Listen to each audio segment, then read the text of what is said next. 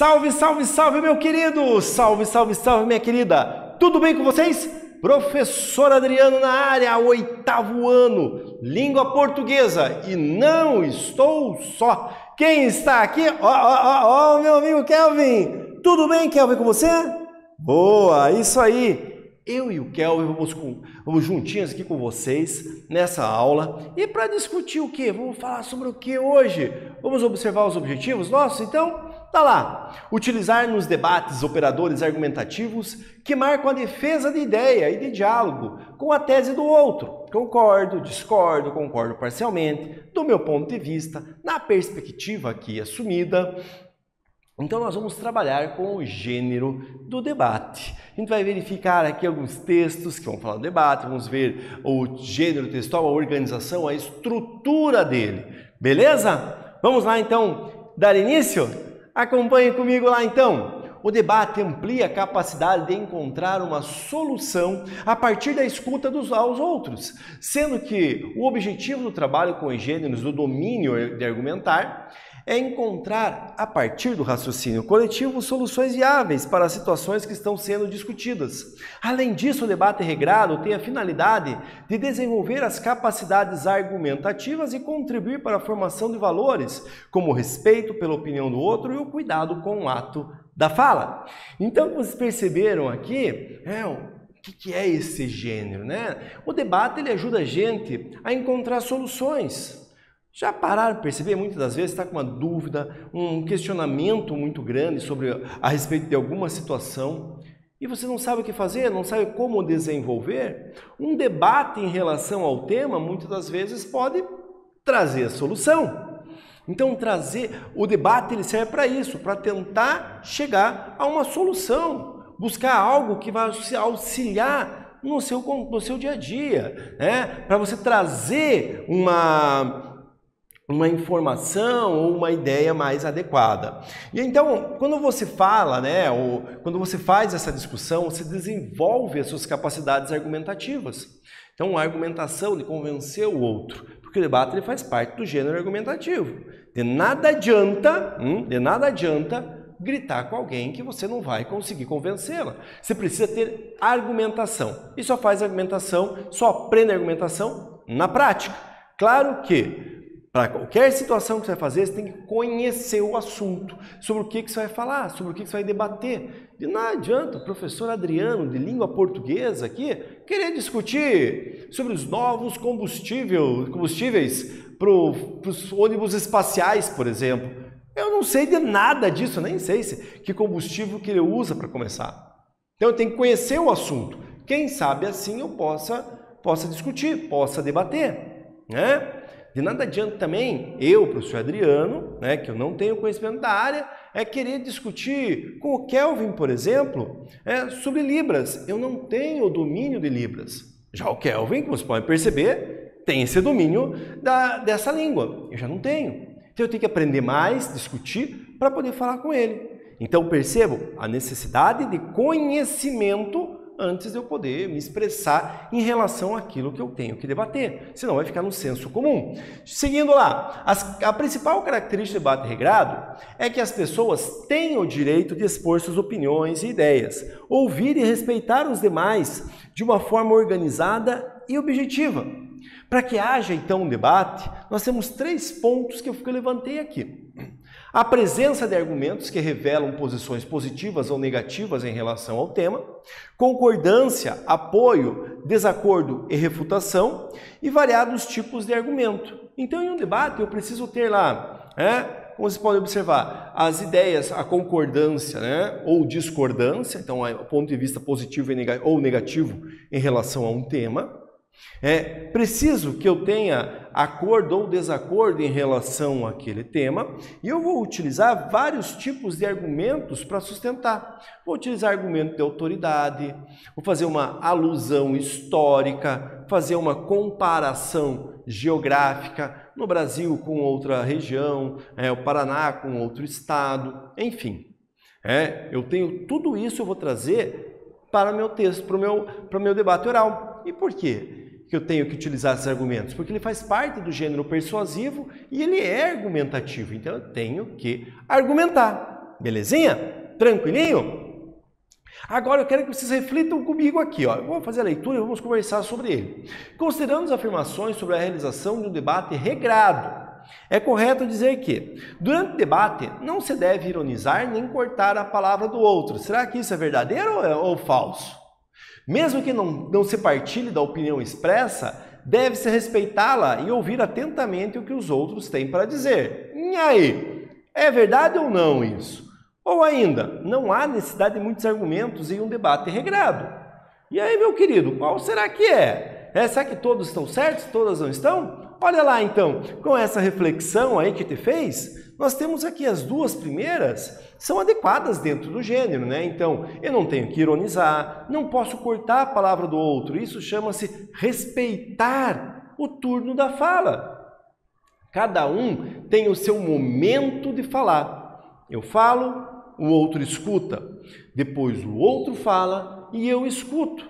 Porque de nada adianta eu tentar impor minha opinião e cortar a fala do outro colega, que não vai funcionar a questão do debate. Então tenho que ouvir atentamente e respeitar o que o outro diz.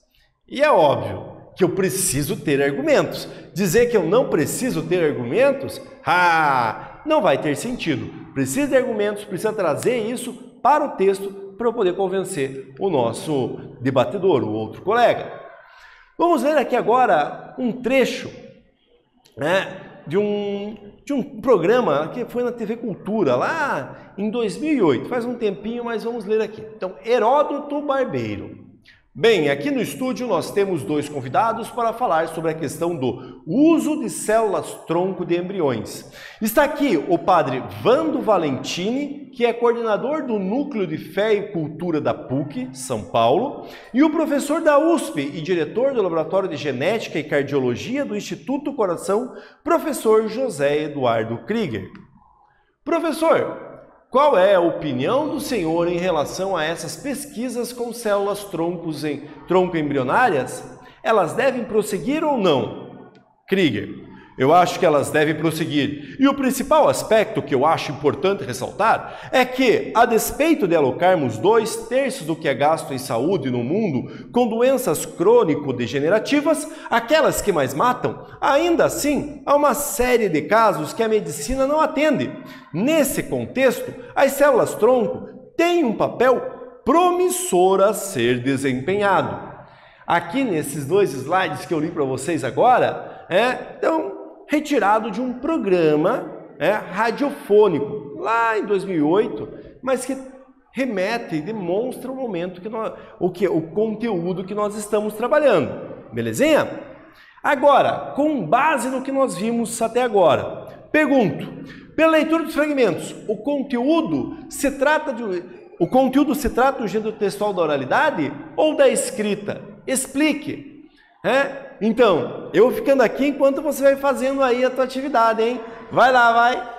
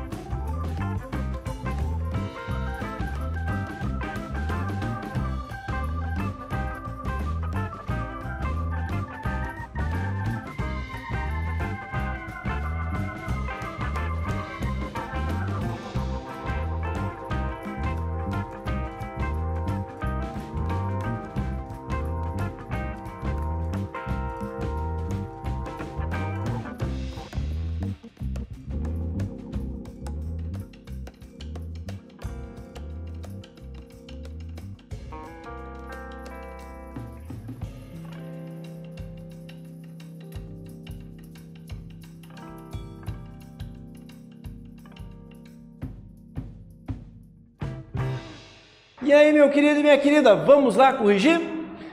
Já fizeram, obviamente, e agora vamos retomar o que você fez. E é meio óbvio, desde o início nós estamos falando do quê? Debate regrado. Debate regrado é um gênero do quê? Da oralidade. Então, o que nós estamos vendo, um programa radiofônico, então aconteceu numa rádio, é um debate entre duas pessoas, entre um padre e um cientista, discutindo o uso dos embriões, de célula-tronco de embriões, para a saúde em geral, pesquisa em geral. Então, só pode ser, obviamente, um gênero da oralidade. Mas vamos ver lá? Olha só. Trata-se de um gênero textual próprio da oralidade, o debate. Os fragmentos são a transcrição de um debate regrado sobre a pesquisa científica com células-tronco, em que estão presentes o jornalista como mediador e os dois convidados da função de debatedor, quem possui experiência e qualificação para discutir a temática.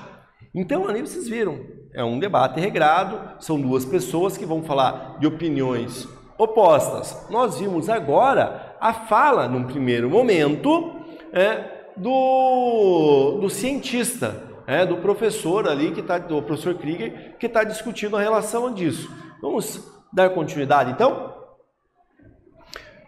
O Heródoto, o H de Heródoto, está conversando, é ele que vai fazer a pergunta, é ele que é o mediador. Padre Vando Valentini, qual é a opinião do senhor? O Valentini, o padre, vai responder. O problema é muito simples. A primeira coisa que eu queria dizer é que não falo no nível da fé, mas eu quero observar as questões éticas que nascem da ciência. Então a questão é muito simples, apesar de parecer tão complicada. Não se pode, para salvar um ser humano, penitenciar outro, tirar a vida do outro. Esse é o problema. E o problema é que os embriões são vida, potencialmente, é claro, mas tem tudo no embrião. Está tudo pronto lá, só falta desenvolver. Vocês observaram então que continuou. O padre tem uma opinião diferente. Enquanto nós vemos ali que o cientista está discutindo do ponto de vista da ciência, que é importante para a situação da humanidade, tratar doenças, fala de 2/3 ali dos investimentos, da saúde, que poderiam ser evitados. O padre já vem, mas espera aí, a gente não pode aceitar que uma pessoa seja curada em detrimento de outra. E ele tem um ponto de vista e ele defende que os embriões são vidas em potencial, por isso que ele se coloca contrário. Então, vai perceber bem o ponto de vista diferente dos dois convidados pelo Heródoto Barbeiro ali na discussão deles. Continuemos lá então para a atividade agora. Por que José Eduardo Krieger e Vando Valentini foram convidados para o debate? Pensem, quem eles são? Qual é o motivo de convidar esses dois para um debate como esse, hein? Eu fico aqui aguardando, você fique fazendo e nós já voltamos, hein? Vai lá, vai!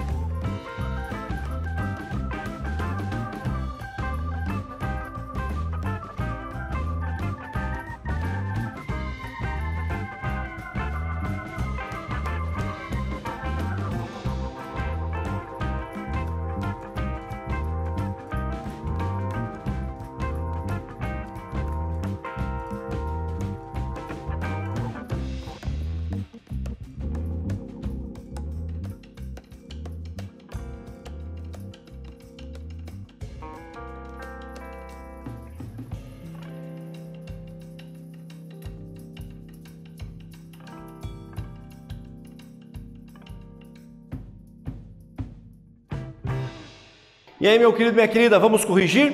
Já observaram então, já pensaram ali, né? Por que será que o José Eduardo Krieger e o Vando Valentim foram convidados para o debate? Já deu para perceber que tem opiniões diversas, aliás, divergentes, desculpem, já deu para perceber que são opiniões que não são as mesmas, mas e daí? Só por ter opinião diferente eu vou trazer eles para o debate? Ou tem que ter uma certa autoridade, alguma coisa mais própria para discutir ali? Vamos observar então? Lembrando que a minha resposta, a minha proposta de resposta não precisa ser exatamente igual à sua. Nós temos que ter a ideia ser a mesma, mas podemos escrever de maneiras distintas.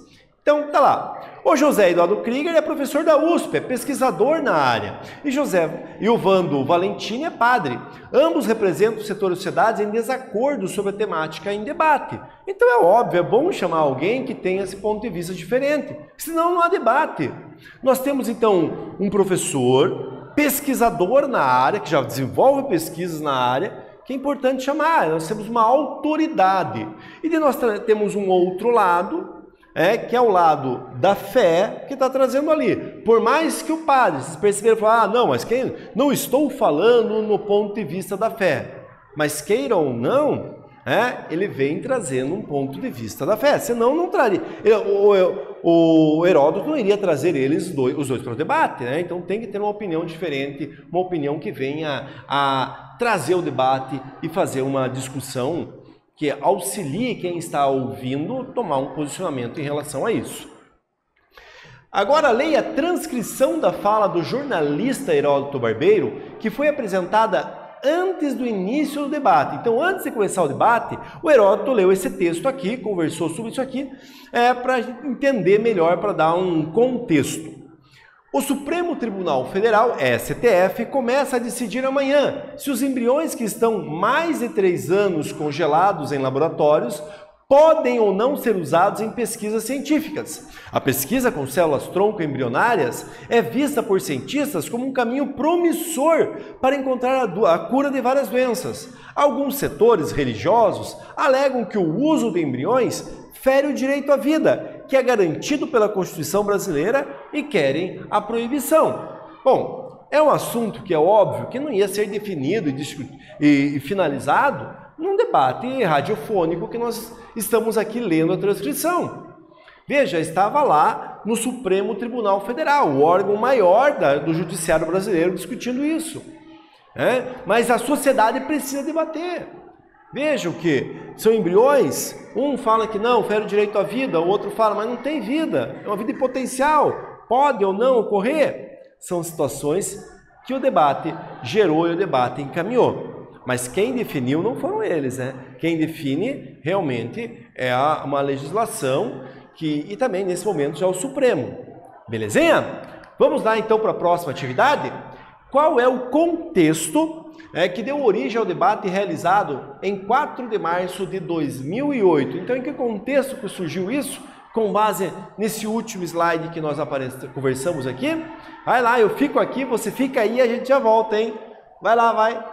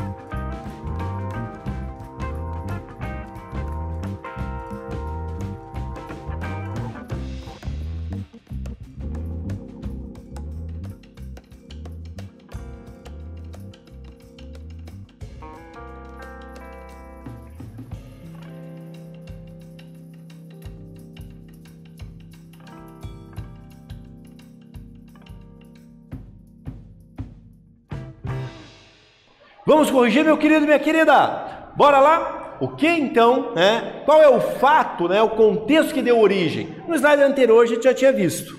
Então, o início da tomada de decisão pelo STF sobre a possibilidade de serem usados embriões congelados há mais de 3 anos em pesquisas científicas. Esse foi o fato que deu origem a tudo o que foi discutido. Então, veja, se eu tenho... Olha só que importante que foi esse debate. No momento em que o Supremo Tribunal Federal estava decidindo sobre este assunto, uma rádio lá trouxe debatedores para a sociedade discutir sobre aquele tema lá, enfim.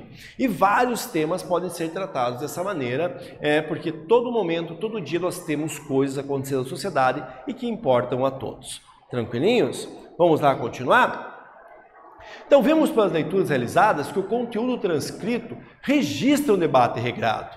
O debate regrado é o texto coletivo e oral que resulta das falas de seus participantes, indivíduos ou grupos com pontos de vista diferentes, e o mediador que os reúne. É a função do mediador realizar a abertura e o fechamento do debate, controlar o tempo de fala dos dois participantes, buscar manter o equilíbrio entre os debatedores e pela obediência às regras pré-estabelecidas.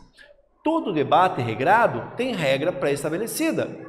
Na escola, quando a gente faz um debate regrado, a professora fala, moçada, o grupo 1 para esse lado, o grupo 2 para aquele lado, e agora você vai para o grupo 1 apresenta a sua opinião, grupo 2 rebate, daí volta para cá.